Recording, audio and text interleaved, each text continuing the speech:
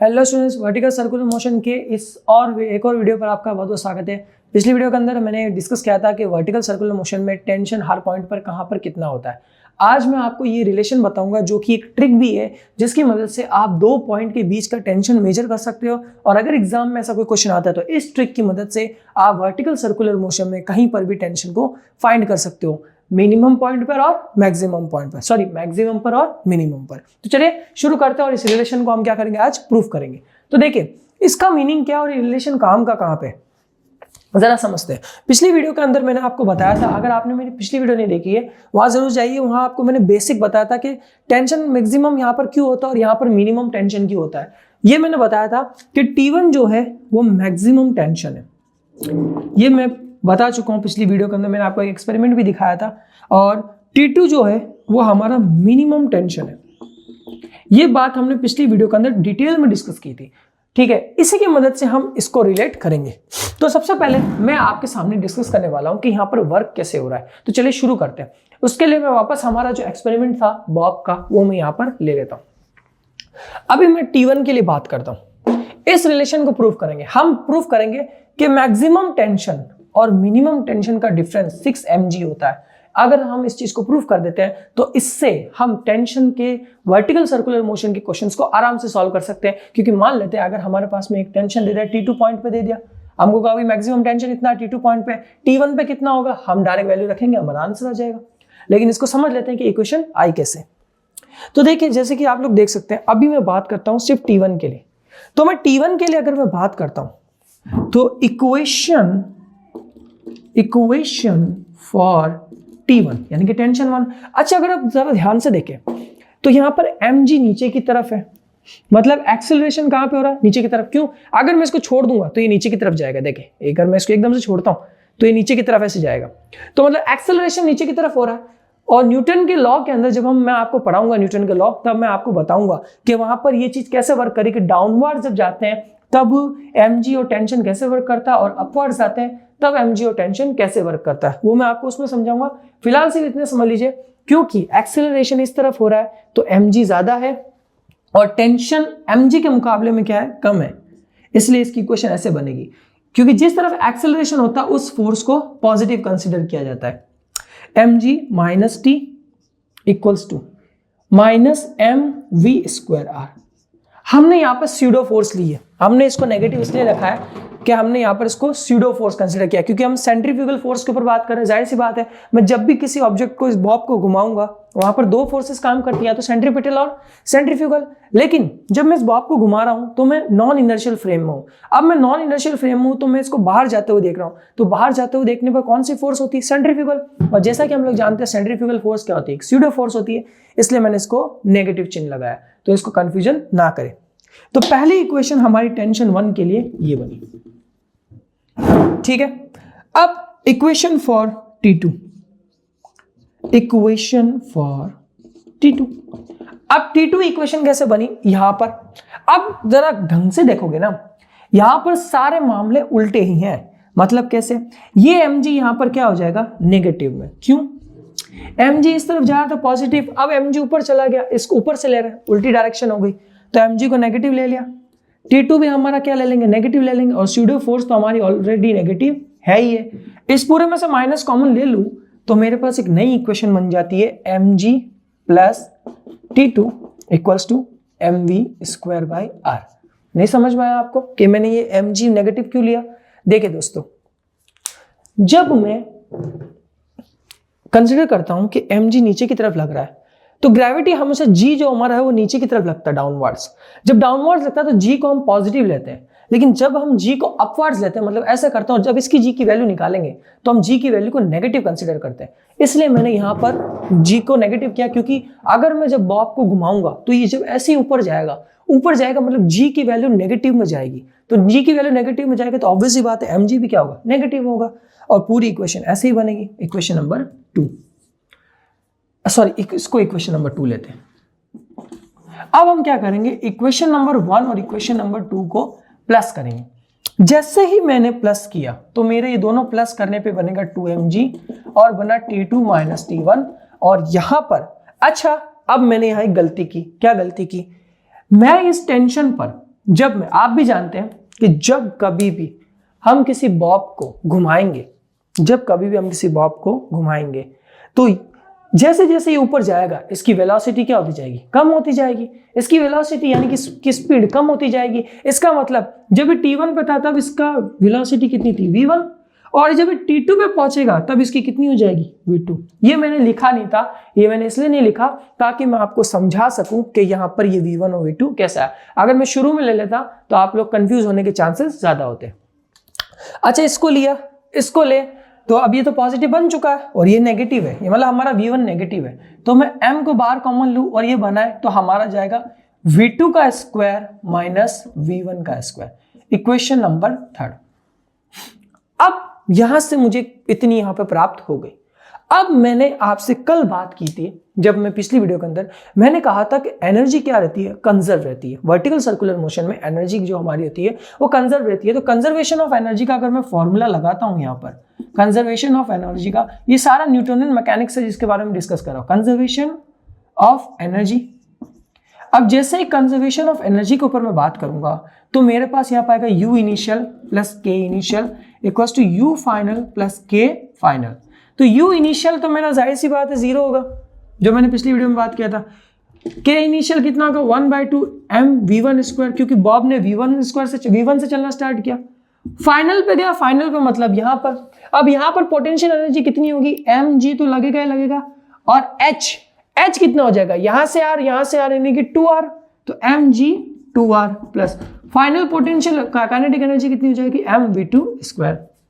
जरा ध्यान से देखेंगे, इसको m2mgr लिख सकते हैं, इसको इधर भेजते हैं, इसको इधर भेजोगे तो ये बनेगा m1 v1 का स्क्वायर 1/2 m2 v2 का स्क्वायर, ये बना 2mgr। और अगर मैं इसका एलसीएम लेता हूं, ये 2 आएगा और इस 2 को उधर भेजता हूं, और सॉरी ये m1 m2 नहीं है, ओके।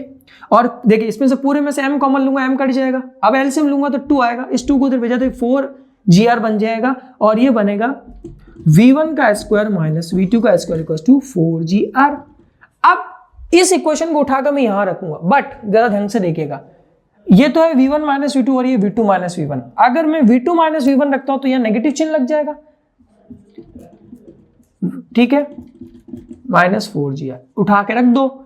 जैसे ही रखा तो 2mg t2 minus t1 mr।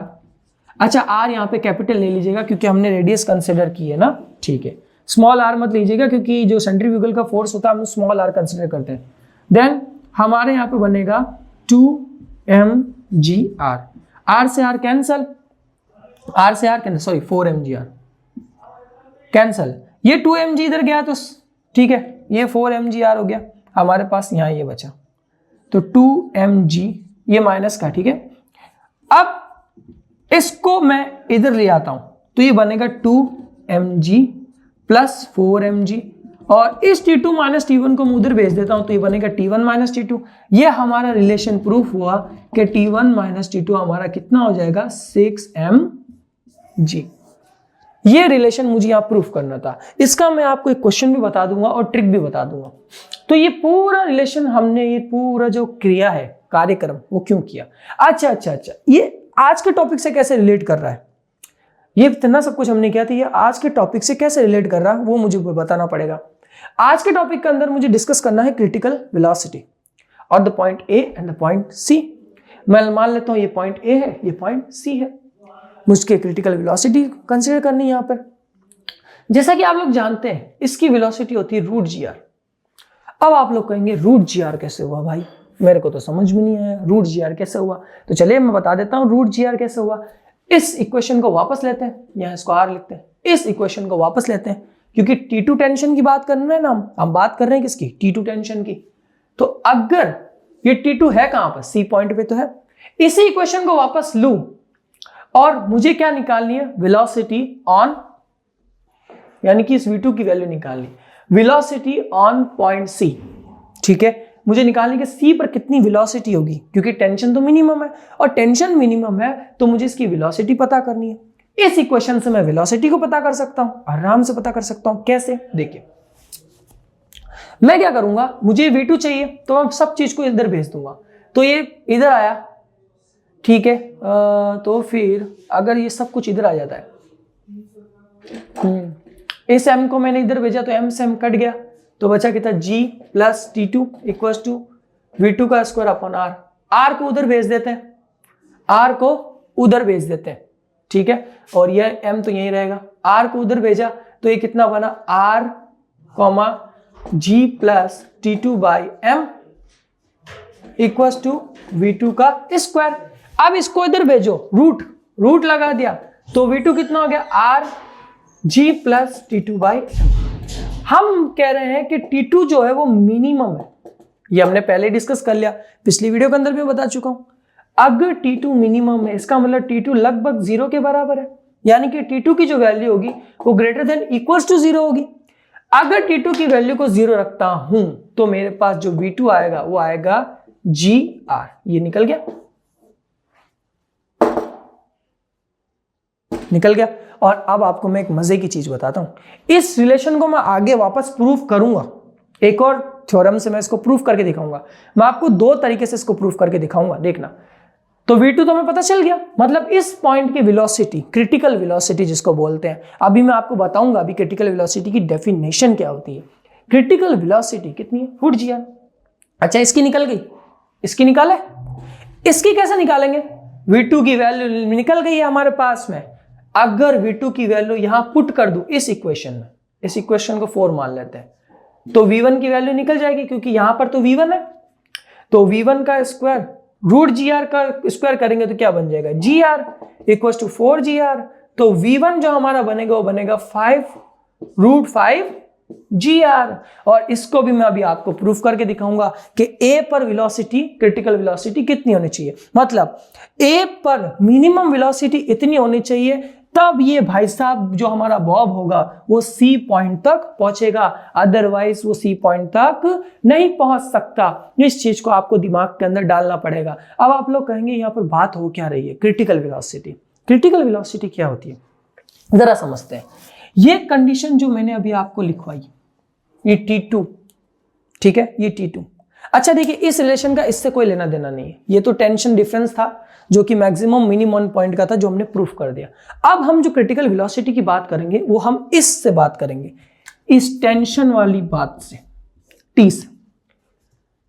Critical velocity उसे कहा जाता है जहां पर स्ट्रिंग जो होती है उसका टेंशन या तो इक्वल्स टू 0 या 0 से ज्यादा हो। अच्छा, इसका मतलब समझते हैं। अगर मान लेते स्ट्रिंग का टेंशन क्या हो गया, 0, तो स्ट्रिंग स्लैक कर जाएगी।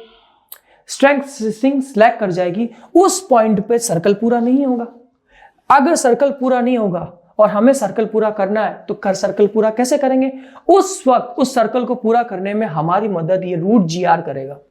क्या कौन करेगा, रूट GR।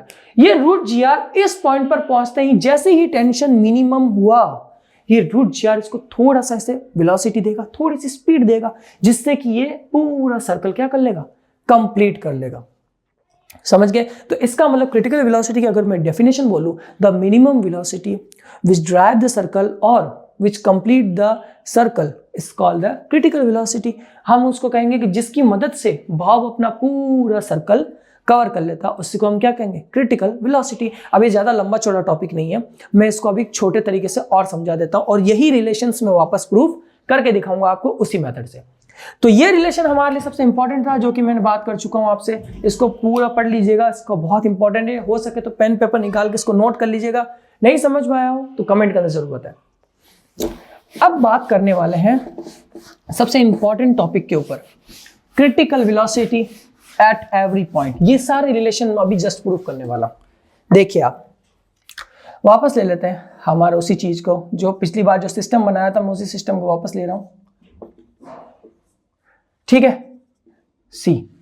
अब मान लेते हैं हमारा बॉब यहां पर है और एंगल है हमारे पास फाई। मैं फाई ना लेके थीटा ही ले लेता हूं ताकि आप लोग कंफ्यूज ना हो। वापस मैंने थीटा ही ले लिया, ठीक है।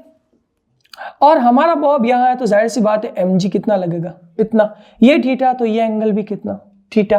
टेंशन इस तरफ mv² बाय r यही लेंगे ना। तो इसकी टेंशन की इक्वेशन क्या बनेगी, T plus mg cos theta equals to mv² by r। अब आप कहेंगे mg cos थीटा कैसा है, एम जी कॉस थीटा कैसे आया भाई, ये थीटा है तो मतलब इस तरफ का M G cos theta component होगा जो कि टेंशन के साथ में वर्क कर रहा है, तो ये टेंशन के साथ ऐड होगा, इसलिए इक्वेशन बनी। पिछली वीडियो के अंदर हमने जब बात की थी इस पॉइंट पे टेंशन की, तब वहां पर एम जी कॉस थीटा इस तरफ ऐड हो रहा था टेंशन के साथ में, सॉरी इस तरफ सेंट्रीफ्यूगल फोर्स के साथ में ऐड हो रहा था। क्यों? क्योंकि वहां पर सेंट्रीफ्यूगल फोर्स का जो कंपोनेंट था वो एम जी कॉस थीटा की तरफ से बन रहा था। हमने उस वक्त उधर बात की थी, ठीक है। अगर आपको नहीं समझ में आया तो आप मेरी पिछली वीडियो देखिए, उसमें मैंने डिटेल में समझाया कि कंपोनेंट्स कैसे काम करते हैं। अब इसका अगर मैं टेंशन निकालना चाहूं तो ये mg cos थीटा। अब यहां पर एक चीज और, क्रिटिकल वेलोसिटी को समझने के लिए मैंने कहा था ये कंडीशन आपको पता होनी चाहिए। ये कंडीशन पिछली वीडियो के अंदर मैंने कहा था कि A से B पॉइंट तक हमेशा टेंशन क्या रहता है, पॉजिटिव रहता है, कभी नेगेटिव हो ही नहीं सकता। इसका मतलब स्ट्रिंग के स्लैक होने के चांसेस वहां पर क्या है, 0 है। लेकिन B से C तक स्ट्रिंग कहीं पर भी स्लैक हो सकती है, कहीं पर भी, यानी कि टेंशन कितना हो सकता है, 0 हो सकता है। इसी टेंशन को बचाए रखने के लिए हमारी हेल्प करती है क्रिटिकल वेलोसिटी। अगर इस टेंशन को बचाना है तो क्रिटिकल वेलोसिटी का होना कंपलसरी है। कैसे, जरा ध्यान देखिए। अभी मैं C पॉइंट पर क्रिटिकल वेलोसिटी निकालता हूं, कैसे? इस कंडीशन को अगर मैं यहां रखूं, यानी कि tension greater than equals to 0, ठीक है। इस कंडीशन को अपन ने यहां पर रखा, तो मतलब m v square r minus M G cos theta greater than equals to 0। इसको उधर भेजा, उसको उधर भेजते ही ये M V square r greater than equals to 0 M G cos theta, m से m कैंसल, r को उधर भेजा तो ये बना v greater than equals to root R G cos theta. अब क्योंकि हमने एंगल को ऐसे कंसिडर किया, इसका मतलब सी पॉइंट पे हमारी थीटा की वैल्यू कितनी है, 0, तो रखा तो कॉस 0 की वैल्यू कितनी होती है, इतनी 1 होती है। तो हमारे पास रिलेशन वापस कितना है, v equals to root R जी।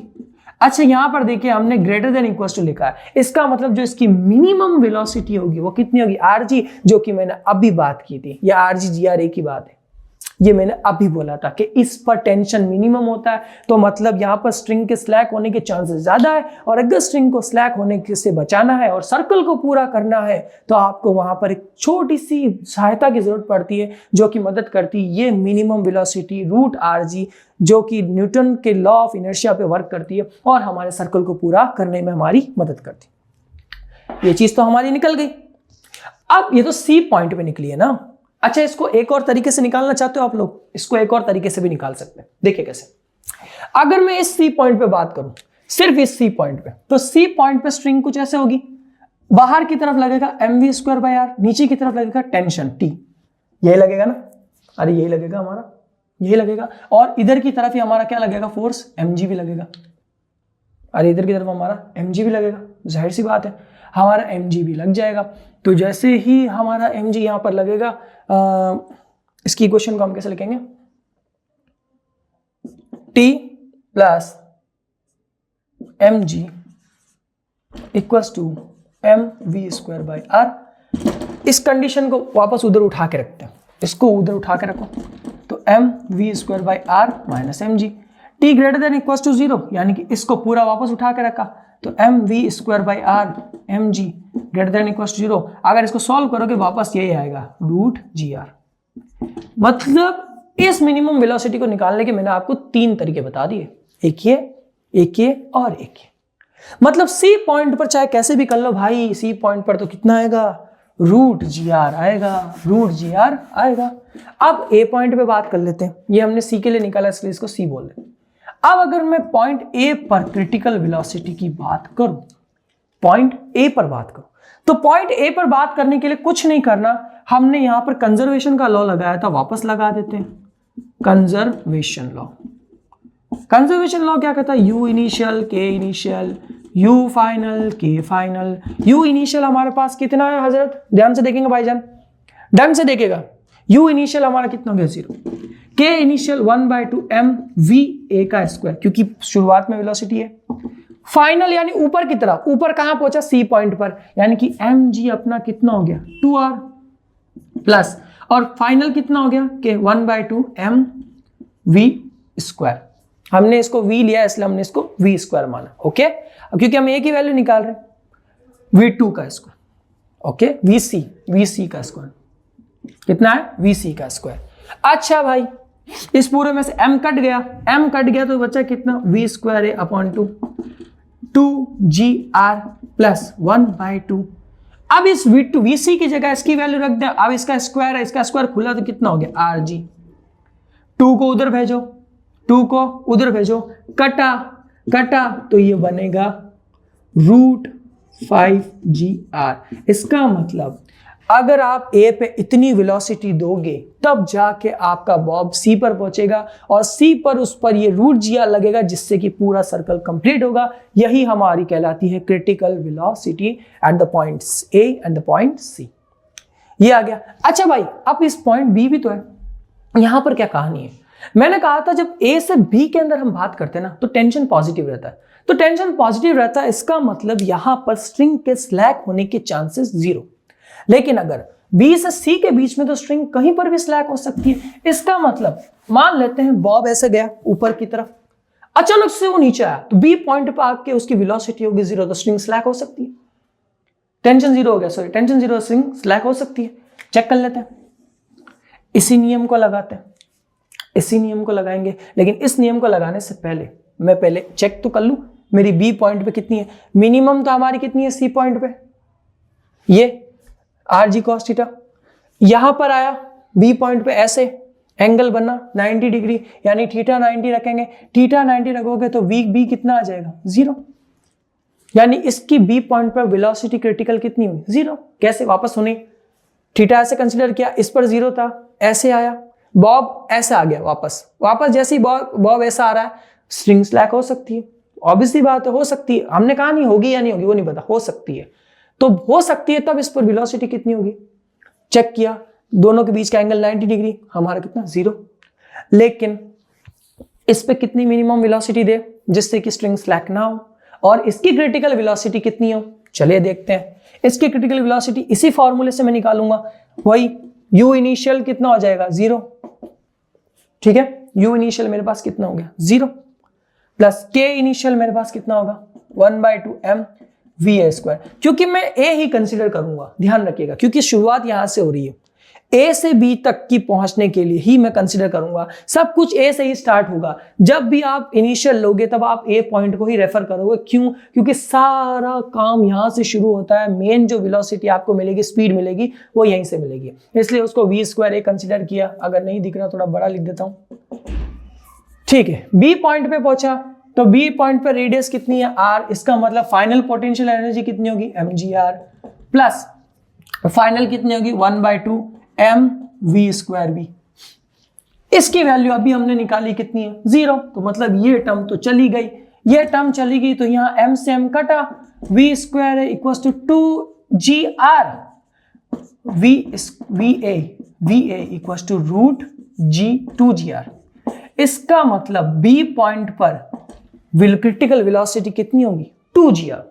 कितनी होगी, 2gr। अच्छा, अगर हम नोटिस कर रहे हो, जैसे जैसे हम बढ़ाते जा रहे हैं, ऊपर जाते जा रहे हैं, क्रिटिकल वेलोसिटी की वैल्यू कम होती जा रही है। A पॉइंट पर थी 5gr, B पॉइंट पर पहुंची तो 2gr, और सबसे ऊपर C पॉइंट पर पहुंची तो gr। इसका मतलब ये एक मिनिमम वैल्यू होती है जो कि सर्कल को हेल्प करती है कि ताकि उसकी स्ट्रिंग स्लैक ना हो और सर्कल अपना, और सॉरी बॉब अपना पूरा सर्कुलर पथ कवर करे। ये हमारे सामने डिटेल के अंदर मैंने आपको बताया टेंशन का डिफरेंस का क्वेश्चन, क्रिटिकल वेलोसिटी क्या होती है, कैसे वर्क करती है, कहां पे वर्क करती है, पूरा हमने डिटेल में डिस्कस यहां पर किया। अगर आपको किसी प्रकार की कोई समस्या इस पूरे चैप्टर के अंदर हुई तो मुझे बताइएगा जरूर। नेक्स्ट वीडियो के अंदर हम क्वेश्चन सीरीज स्टार्ट करने वाले हैं सर्कुलर मोशन के ऊपर। तो आई होप सो आपको ये वीडियो बहुत ज़्यादा अच्छी लगी होगी यार, तो प्लीज़ सब्सक्राइब करें, लाइक करें और शेयर करना ना भूलें। शेयर बटन को दबा दें और प्लीज़ इस वीडियो को जितना हो सके शेयर जरूर करना, ताकि मुझे और आपको नए नए टॉपिक्स के बारे में पता चलता रहे। मिलता है हमारे नेक्स्ट वीडियो में। Subscribe and like and share this video.